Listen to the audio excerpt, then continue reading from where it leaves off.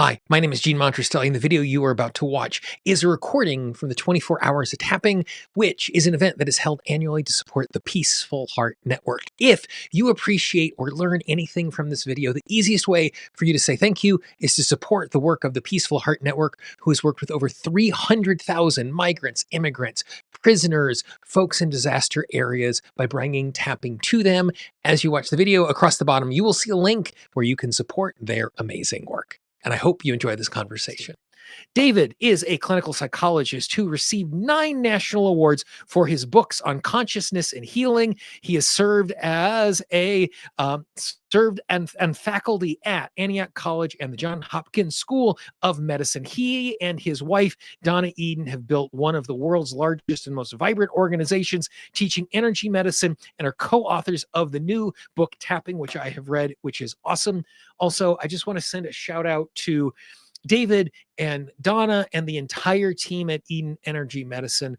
They have been such amazing champions for this particular event this year. It is not just David who has bought into this, but the entire team has done it as well. It has just been an honor and a pleasure to work with them. And so because of timing, we weren't able to do this live. I had a chance to grab David for a little time. We're going to talk about the mechanisms of tapping and why it works. Please welcome to the virtual stage, my friend, David Feinstein. The first question I have before we kind of step into the details, and I'm going to assume the answer, but I would like to just hear in your words, how much do we know, or how far are we going in demonstrating that tools like tapping are actually effective?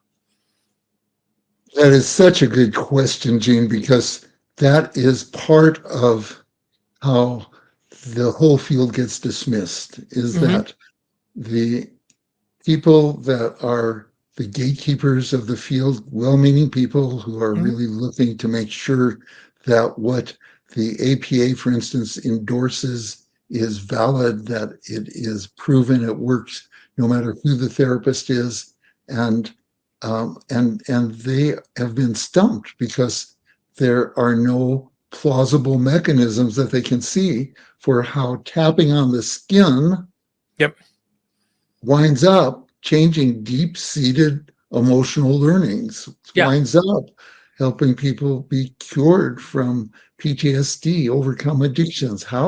What is the process there? And so that's part.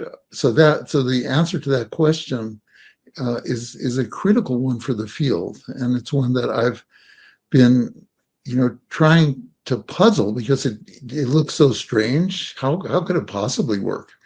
I've been puzzling about that for 2 decades, and I think that we are starting to come up with some answers. There's, while the 200 plus clinical trials which show that it worked are not usually focused on the mechanisms by which it works.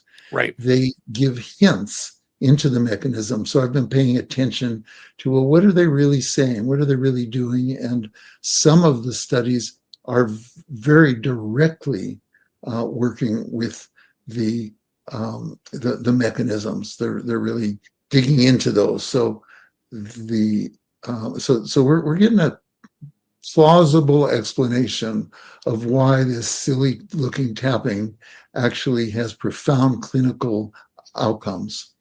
And like, I have great sympathy for the gatekeepers that you are talking about, because of someone who taps daily on my own and taps multiple times a week with clients and students. There are times that I walk away going, did that really work?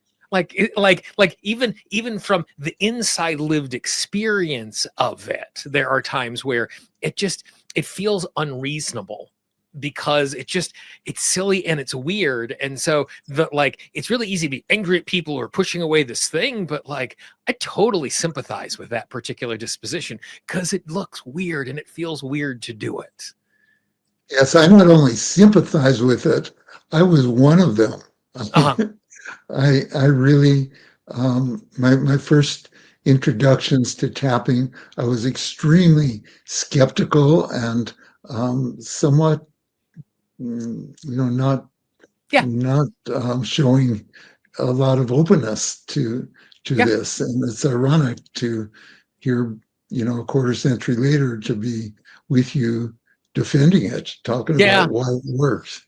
But still 25 years later, after the kind of session you're talking about, I'll just go, oh my God, it Yeah. worked again. Yeah. Because it's just counterintuitive that it can be that fast for things that are really deep seated. So much so that whenever I'm teaching someone for the first time, I'm like, this is going to feel silly because this is silly. Like just validating and start from the beginning. Like, yes, this is going to be, I still feel this way. And I think it's good for us when we're introducing something new to someone else, normalizing the thoughts and feelings that they're having, because, I can remember the very first time listening to Brad Yates interviewed 20 years talking about this thing and going, I have no idea what he is talking about. Like this makes no logical sense. And then after experiencing it, became easier and easier to engage with that. And so then as we lean into this, so from just kind of the first part of your answer, what it sounds like is we have a body of research that says it works. And we're now putting together the body of research that is explaining why and how it is working. Like, is that a proper summary of kind of the answer that you gave there? Excellent. Excellent. Awesome. So I guess there are, and I'm going to follow your lead in kind of how we enter into this, because there is stuff that is physically going on in the body where we are stimulating points and things are happening. And then there are things that are going on inside of the brain, and whatever part of the brain that is happening. And so as we talk about the mechanism, how do we start that particular conversation? Because when I talk about, like, oftentimes when I'm teaching the basics of parts work, I say, we say mind, body, and spirit. And those are parts to help us understand stuff. But at a certain point, when does one stop and the next part begin? I have a thought that relaxes my body. Well, is that my mind or is that my body, or what is it? And so like I can talk about, I'm physically tapping on my body, and I can talk about stories are changing in my neurology. So it's, how do we walk into this and kind of talk about what is going on inside of us, or what we have learned through the research about what probably is going on or possibly is going on inside of us? Well, part of it is the mind-body problem, which has mystified philosophers and others for thousands of years. How is it that this physical brain Yeah. produces thoughts, produces this amorphous kind of thing that we have? And that I think those are questions that will continue to be asked, because there is no intuitive answer that is really satisfying. And but we can look at some very concrete ways that tapping on the body does produce changes in the body, and those changes correlate with changes in the mind. Okay. So that's where we would start, is that tapping on the body, doing the EFT while keeping activated some issue, whether it is using words or whether it is using imagery or a memory or something that gets the body into the state that's problematic, that combined with tapping lowers cortisol. That's remarkable. It lowers cortisol significantly. It lowers cortisol more than if people are having a talk therapy session, for instance. Mm-hmm. So tapping is doing something to the body. Not only lowering cortisol, it also lowers blood pressure. It also increases what is called heart rate variability, which is the heart's ability to flexibly respond to what is happening to the person.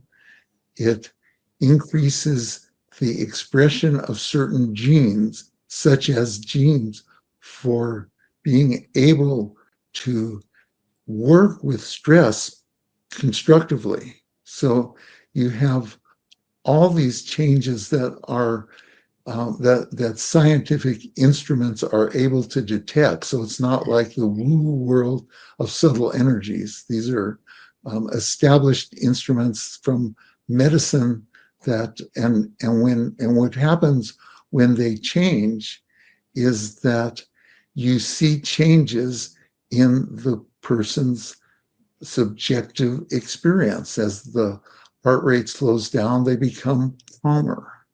As genes for working with stress get activated, they become better at problem solving. As genes for heart rate variability, or not genes, but as heart rate variability increases, they're able to feel more complex issues staying calm. As cortisol goes down, stress goes down. So what we have with this first set of really solid research, you have something that is beyond the clinical observation. So the therapist can see, okay, the client got better. Or the client can say, I feel better. Those are subjective. Right. Even the client filling out a form, that is still subjective. When they say I feel less anxious, that's subjective. But this is objective. This is something that scientists love because it it puts them in a realm that is much more reliable, and and so the fact that tapping is so good at these things is really great, and you can see in terms of mechanisms that, okay, it makes sense that lower cortisol reduces stress. You can make that point for point correlation for each of these. So that is a kind of mechanism, and it's very valuable to see that happen. But it doesn't tell you what happens when you tap inside the body. How is it that Right. the brain is really processing information in new ways? And so there's a whole other line of research that really focuses on that. And And that's what I'm most excited to talk about today, because it's really interesting. yeah, Okay. and So just like yeah, and just talking about like like just recognizing the mechanism, like I recognize if I dial a specific collection of 10-digit numbers, my mother is going to be on the other side of that phone. I have no idea how that works. There's no understanding of the mechanism. I just know that if I input A, I get B. And so it's good. I think it's good for us just at a baseline. Like, we don't have to understand what is going on here. I think when we do, we're able to leverage it more. It's easier for us to share with other people. But like, just I think it's important for all of us, like, because one of the things I think, like, as we go through this, people listening to this who love tapping are going to get really, really excited. There are a number of people who are going to geek out about what we're talking about, and recognizing that as we're sharing tapping with other people, until they've had a lived experience, they're not ready to geek out with this sort of stuff. So like, it's good that we have this information, and then we also want to deploy it thoughtfully as we engage with that. Yeah, go ahead.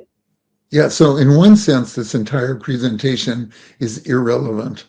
You Right. can you can tap successfully without it. However, curiosity is part of what makes a person an effective tapper. Absolutely. And so you're going to be curious not just about the dynamics of the person, but also you just can't do this without becoming curious about how it works. So it feeds our curiosity, even though we don't need to understand this to be effective. And it also lets us talk with our clients and our colleagues and the public in a much Yep. more informed way. So I think it's important stuff. Yeah. And so before we kind of shift into talking about some of the stuff that's going on inside of the brain, one of the things that you said when you were talking about in the body, you're talking about the value of tuning in. And, we have, like, time and again, I see that is a useful thing. Has there been a demonstration of a correlation between tapping and the things that you're talking about simply by stimulating the points without a focus or attention? And it's not like, I'm not talking about qualitatively one is better than the other, but is there any results of just simply stimulating the points? Has that been measured in any way?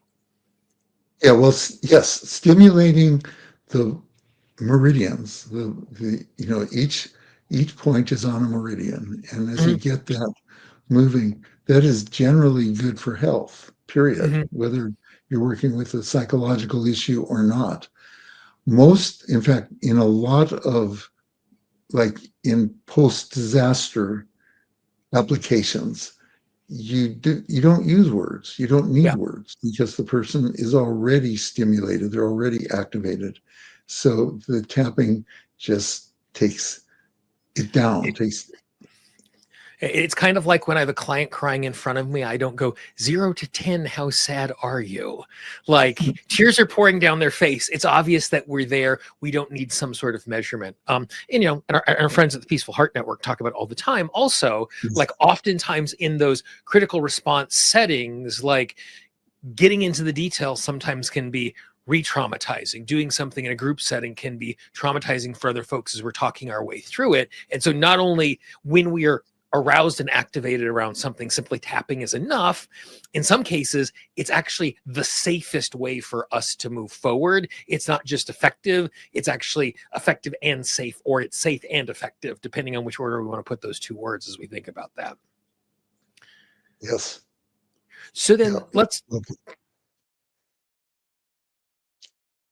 Okay. So we're stimulating this, we measure what is going on in the body. So then what is going on inside of the brain and inside of the mind? The brain being the organ and the mind being that thing that we still haven't put our thumb on, that you talked about at the beginning, that we've been chasing for thousands of years. Right. Well, it it's being mapped now. The first thing to understand is that acupuncture points have different electrical properties than the adjacent points. Mm-hmm. So an acupuncture point, which is, it's wider than a needle, it's made up of many cells, but Mm-hmm. those points are different and they carry electricity better than adjacent points. They have less electrical resistance than adjacent points. They have a higher concentration of cells that are able to generate electricity when they are stimulated with pressure.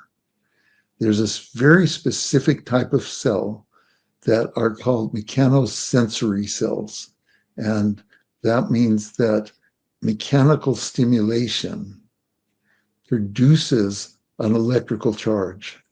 And that's really important because you have to wonder, well, why acupuncture points? I mean, acupuncture has been around for a long time, but why would you tap on them? You're not placing needles on them, Mm-hmm. in them, you're not doing the traditional things. Well, these points with needles, with electrical stimulation, with tapping, they have these cells that generate electrical signals.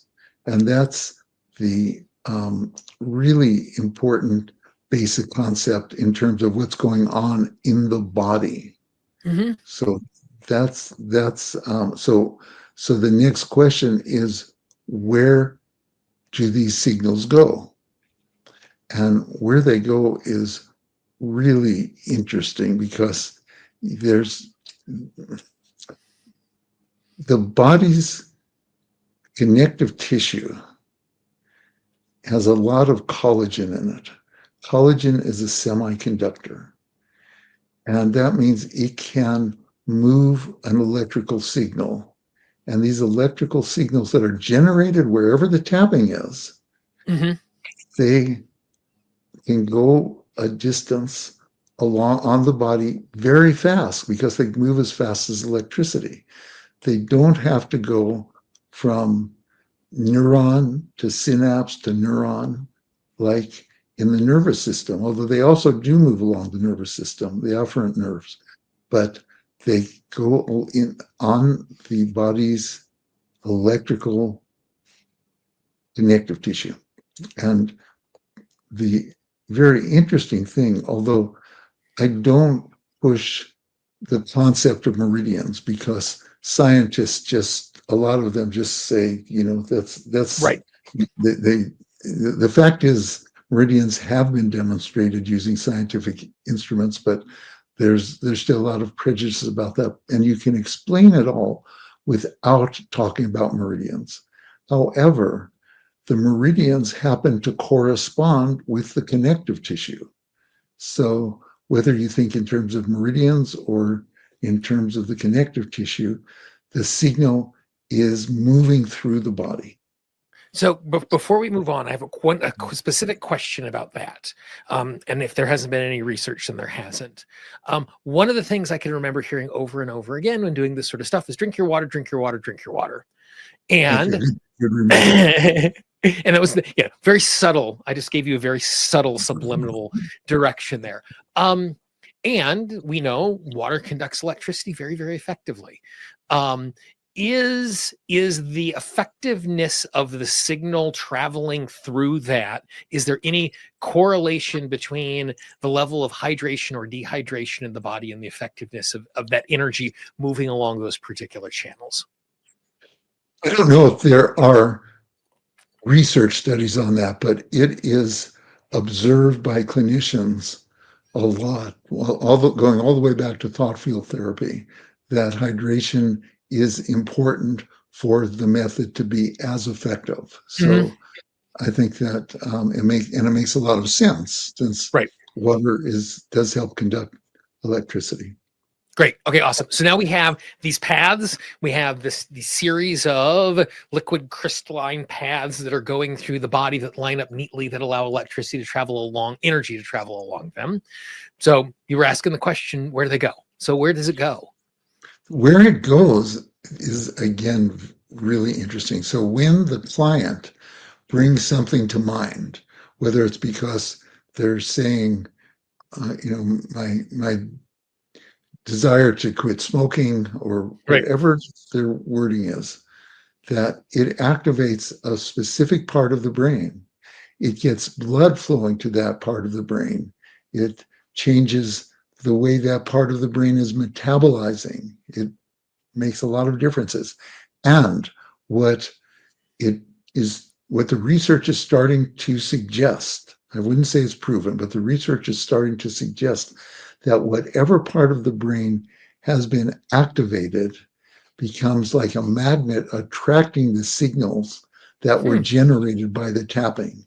So you tap here, you think about a time that you were injured, your limbic system goes into activation, remembering that event, and that activated limbic system is going to attract that signal, and that signal gets there, and it will do one of two things. It will either increase or decrease activation in that part of the brain. So if you're thinking about a time that you were injured, and that injury keeps coming up in your mind, kind of like flashbacks, like say a person was in an automobile accident. Now every time they drive, they're white knuckling it because they're anticipating another accident, their body is, that the signal that you sent by tapping then downregulates, it's called, it decreases activity in the amygdala, so that you are pretty, so what happens is that by bringing the memory to mind, you're increasing the activity in the amygdala, the threat detector part of the brain. But then by tapping, you're decreasing it. And that's the signal that prevails, because it's going to come in. So the signal goes to the part of the brain that was activated, and then it does something. And what it does is it either decreases, if that's what's needed to bring about balance, to bring about homeostasis, to bring about better functioning, or it increases activity in that part of the brain. So supposing that you're problem solving, you're trying to figure out how to deal with a difficult person, and you've kind of done the tapping on the part of you that gets activated by this person, but now you're doing problem solving, and it seems that the signals also go to that part of the brain and they increase prefrontal activity so that you become better at problem solving, better at concentrating. So, and in acupuncture literature, what is talked about is that tapping on or stimulating an acupuncture point will do what the body needs it to do. So there's a lot of kind of biological process Yep. that you don't have to be aware of. It happens. It happens more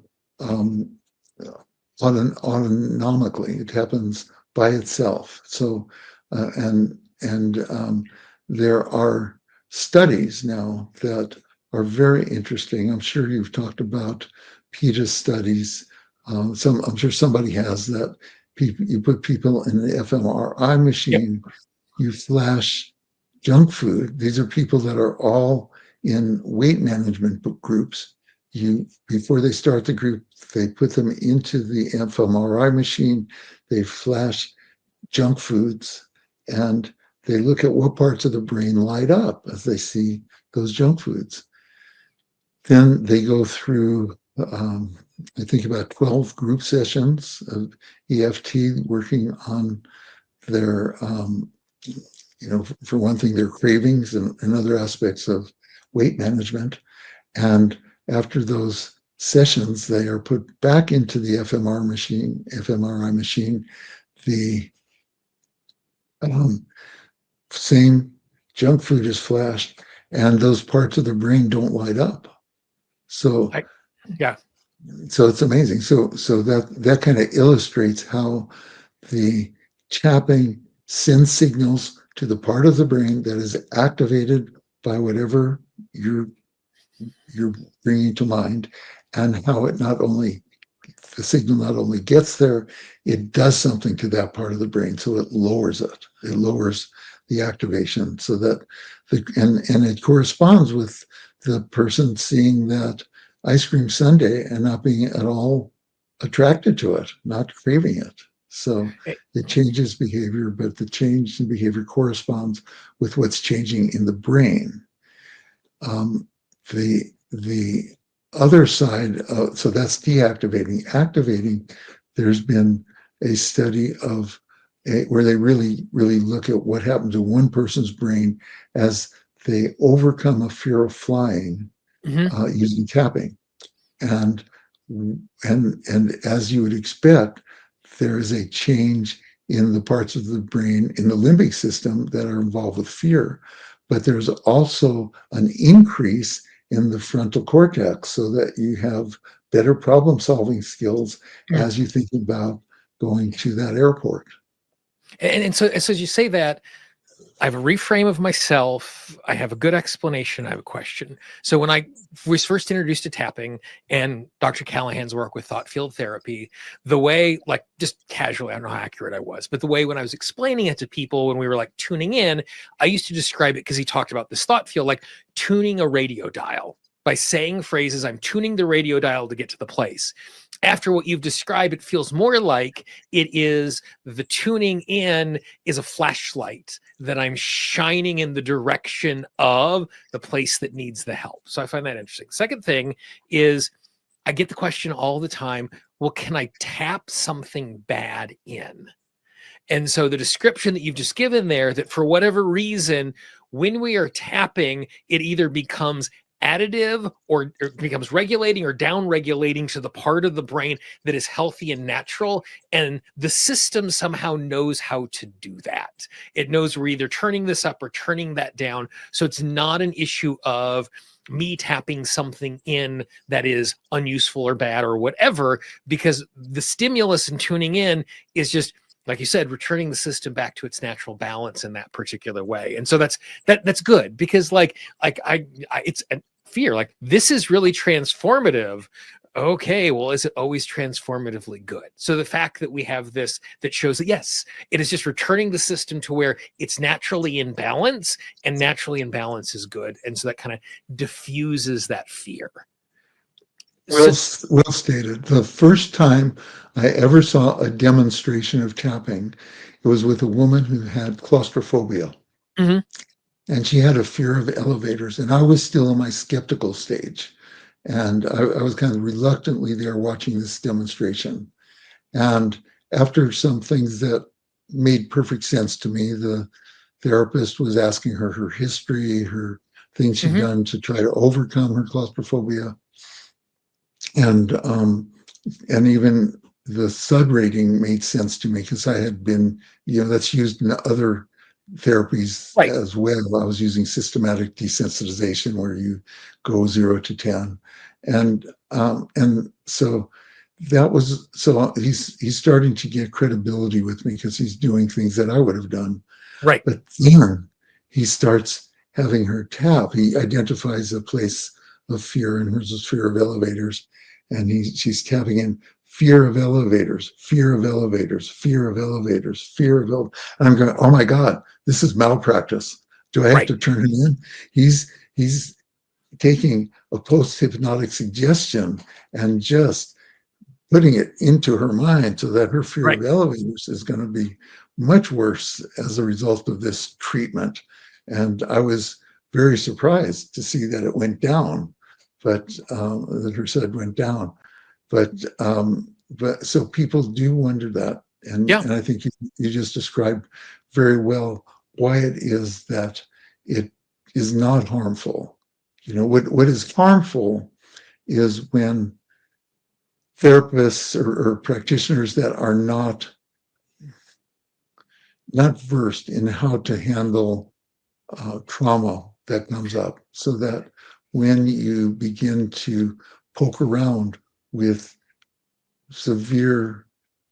memories of severe trauma, of abuse, what can happen is that brings up so many feelings, so much that's unprocessed, that an unskilled therapist can get really overwhelmed, and the session can result in the person feeling worse, and the person sometimes being destabilized. So I don't think there's a blank check that we never could do harm, but I think that there is a counterintuitive piece to putting in those words that activate the limbic system. I think it's okay to do that, as long as you're able to stay within what's called the window of tolerance. And so, the way I like to describe it when I'm teaching folks is, tapping is not a qualifying tool. You're either qualified to be responsive to a particular type of issue, or you're not. And tapping is a tool that allows you to do that more effectively. When we got a chance to gather at the trauma symposium that the Peaceful Heart Network did at the end of January, beginning of February, Ulf and Gunilla introduced me to a new piece of vocabulary that I really like. And they said, we don't want people to be trauma informed. Trauma informed means trauma exists. We want people to be trauma competent. And trauma competent isn't just understanding that it exists, but it's talking about this competency in responding to that particular thing. And so saying a phrase, I'm not going to tap something in that is bad, but when someone has been severely traumatized, we need to be able to, a skilled person is able to hold a container, like you said, that zone of tolerance that allows us to do that window of tolerance, to do that in a way that is helpful and helpful. For me, as I'm kind of like, the questions I ask before I do something, question 1 or 2, depending on the day of the week, is it ethical and is it safe? Or is it safe and is it ethical? Then the question is, how is it working for you? But I don't ask the question of how is it working for you until I know it is inside of my moral code, and I know I'm keeping everybody involved safe. Then I can ask the question of, is this something that is useful inside of that particular way? Right. So then the question I have to follow up to all of that is, so it makes sense logically when that part of the brain is stimulated and I'm doing tapping, it's down regulating the fear, it's down regulating what is going on. So then how or why me tapping right now for if you're flying, if you're close space, for snakes, why then when I encounter the snake in the future, I'm no longer having that disproportionate emotional response to it? Because it makes sense. I am turning it down in the moment. We have this mechanism that is going to the part of the brain and down regulating it. So then how does this now then create long, because we know it does. Like I've lived experience. I know it does. Do we know why? What's the mechanism there for that particular piece of it? Great question. Why is it durable? The research shows I that love that tapping, word, durable. yeah, and the research supports that it lasts. And it's a little counterintuitive, as you said. Of course, when you tap down the fear of snakes, you did it right there. But why is it that in 2 months, when you are out hiking and run into a snake, you don't have the reaction you used to have? And that's also been investigated, and we have a pretty good idea now of why it is. As every therapist knows, these early learnings, particularly early learnings that are learned around survival issues, learned around threat, whether it's physical threat or emotional threat, somebody making fun of you can be a very durable learning that somebody gives a talk in their third grade classroom and they fumble and people laugh at them and they never willingly talk in front of a group again up into adulthood because they were had a mini trauma there and they avoid it. So because of the avoidance, it makes the fear even stronger and then they never challenge it. So how is it that if you tap on that memory, it continues? Well, what happens is that they tap on it during the session, they bring it down so that what was the fear that they expected is brought down to a set of 0. And then it's what is called a prediction error has happened. And a prediction error is what is necessary for a long-term belief to change, for a long-term memory to be understood in a new way. And the neurological term is reconsolidation. That is, every time you bring up that memory of, or every time you think of talking in front of a group, that entire set of emotions is activated.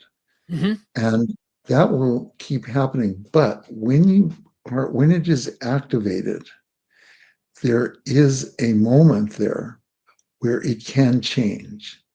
And the way it can change is if there is a vivid, persuasive experience that is different from what the memory predicted, from what, and so how do we get that difference? Well, it's almost like cheating because it happens automatically with tapping. You bring up the memory of or the feeling of not wanting to talk in front of a group and the emotions that are part of that, you bring it down to 0. Now the person is thinking about talking in front of a group and they're not feeling anxious. So that moment is the moment of the prediction error. And when that prediction error happens, the neural pathways that are wiring that response shift. That's that window, that reconsolidation window in which they can shift, and they can shift in a massive way so that the memory now is not associated with fear. It's just calm. It's a long time ago. It's not something that is current. And so that being the most recent experience that the prediction error happened, that the the memory is there or the fear of speaking is there without the feeling of the fear of speaking, then that becomes permanent. And that's, it's been really interesting that a lot of the research has been done after only one session.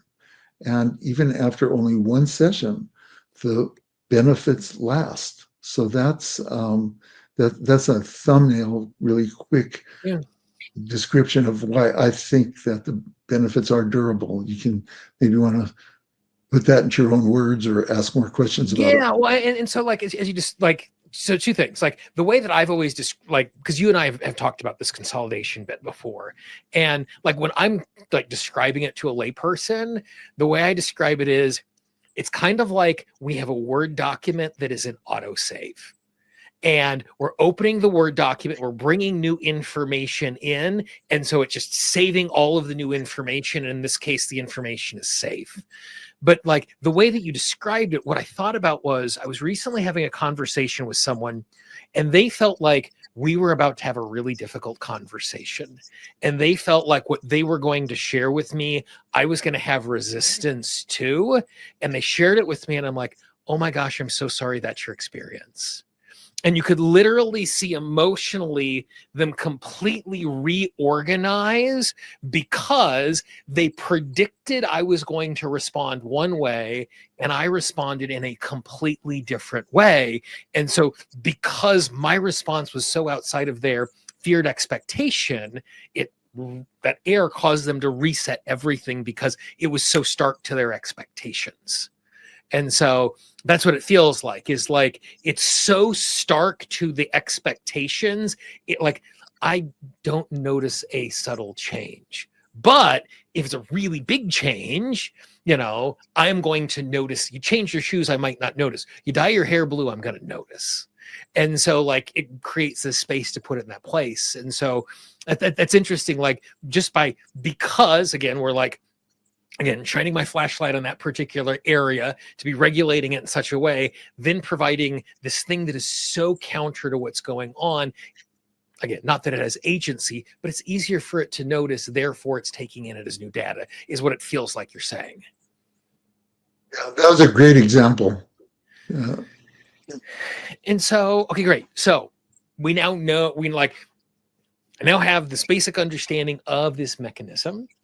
I know it is useful when I'm sharing this with other people.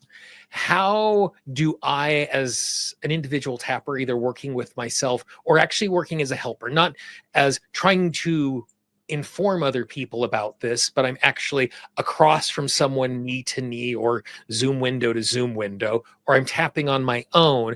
How does this information, beyond just being going, oh, that's kind of fun and curious, because curiosity is my favorite state. I love the fact you used that word when we began this conversation. How does that then become useful to the average tapper or the practitioner who has this knowledge? Well, it's useful to me to realize, well, maybe I'm not crazy after all.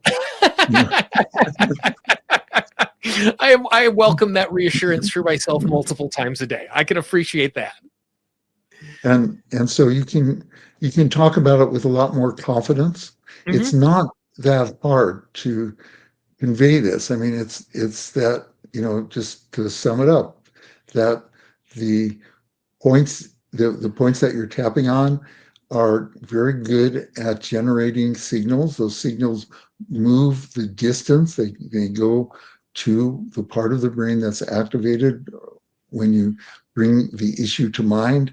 They either reliably increase or decrease the activation in that brain, so the person has a totally different experience around the issue, and it lasts because it is providing a new experience that is vivid and that is decisive, and that new experience takes them into the future. So by understanding just that fairly simple sequence, it lets you lets you give a rationale to the people who say, I can't believe this because there is no plausible explanation for why it works. Now there is one. And so that's, so when I'm in the elevator or on the Zoom, I have the confidence that I can give something that doesn't sound like just pure woo-woo. Yeah. And it's also, there's, each of those points, there is at least some scientific demonstration of the way it works. So it's it's we could use a lot more investigation of each of the points that I made, but there's already enough to make it as at least a postulate that has some support. So it's great for us to be in a circumstance where we understand that this is work. We can see the value of it as a tool that we can use. So then when we're looking at the value of something, I guess the next question then comes, how does this compare to other stuff? Just because something is working for me, it might not be the best approach. So have there been like compare and contrast studies with other interventions, other techniques, not doing anything at all? Like not just looking at it by itself, but in comparison to the other things that we have access to, what are we seeing about the effectiveness of tapping? Right. There's a lot of research does those kinds of comparisons. And the gold standard in conventional psychology, conventional mental health right now is cognitive behavior therapy. And there have been at least 10 studies of head-to-head between CBT, cognitive behavior therapy, and EFT. And in cognitive, CBT does work. It is effective. In all of these studies, the tapping therapy was at least as effective. And in many of them, it had two qualities that made it superior to CBT. One was it was faster, less sessions were required to get the same outcome. And the other is that in follow-up, it was more, using the word it was more durable. Results lasted longer. And there's a lot of reasons to explain this, but the one that I think is most persuasive is that cognitive behavior therapy uses what's called exposure. It's often imaginal exposure, where the person brings into their mind a memory or generates a feeling that is unpleasant that they would like to get over. And that's effective much of the time. But it's slow, because what you're doing is you're using repetition. So the person brings to mind the automobile accident and nothing bad happens, but they feel agitated. They bring it up again and nothing bad happens, but they feel agitated. After 10 times, nothing bad happens, but they may feel a little bit less agitated. The psyche is starting to adapt to these repetitions. So that is occurring. And then they they practice it at home, they come back, and it eventually they'll be able to bring up the memory without the emotional response. So that's a successful exposure treatment. And it doesn't always work, but it worked a lot of the time. And it doesn't always last, but it lasts some of the time. Now, what you do with tapping is and one other thing about exposure is that in those early stages, it can be re-traumatizing. Because you bring up the event and just letting time sort of be what lets them be stabilized. With tapping, you bring up the memory and you tap, and it sends a signal to the limbic system to calm it. So it's less likely to re-traumatize, and it also is so fast in comparison because you're not waiting and doing repetition after repetition after repetition to reduce the activation in the limbic system. You are sending a signal that does it. So it So that's part of why the research shows that the tapping therapies are faster and less likely to traumatize and more durable. So that's that's that's my understanding of how tapping has done on head-to-head with cognitive behavior therapy. And I guess one of the ways I like to think about it is like what we know about tapping. Tapping then becomes an accelerant. Like a lot of the work I do when I'm like we talked about where we're getting folks to tune in is I'm using a lot of my tools from parts mediation and hypnosis and guided imagery and all of these sorts of reframing tools that I have access to. Those are effective tools to help us to access things, but we're adding this again, an accelerant, kind of like pouring a bunch of extra kerosene onto the fire to get more out of it. It gives us an opportunity to take what works and multiply it because we have access, because of the specific mechanism that you've been talking about. Well put. Yes. Excellent. So one last thing for you before I let you go. At the end of May, beginning of June, was the ASEP conference. Sadly, because of I was doing wonderful things with my family. It wasn't sad that I was doing things with my family. It was sad that I could not be with you all. I understand that you gave a unique 3-minute presentation that I would love for you to share with the folks who are not lucky enough to be with you all at ASEP. Okay. Well, what I said was, those of you who know me know that I have a troubling malady. Freud would have called it a repetition compulsion. Mm-hmm. I seem to be compelled to write papers defending EFT again and again and again. Yet many of my very smart psychologist colleagues are still not convinced. So I write another paper and come at it from a different angle. I also look for models. Who are writers who really move their audience? So I did what any self-aware modern scholar would do. I brought the question to AI. I put in one of my most recent papers as the source and tapped on the button. And here's how AI responded to what would Shakespeare say about tapping.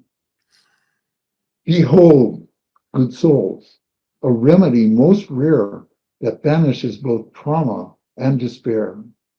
This gentle tapping on the skin doth work its magic deep within.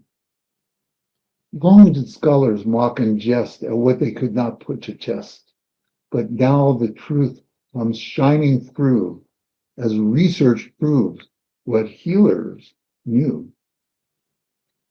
When fingers tap upon the flesh, like gentle rain on meadows fresh, nature's healing signals flow through pathways science doth now know. The cortisol, that stress-born foe, doth sink and fall like melting snow, while racing pulse and pressured brain cast off the bonds of stress and strain.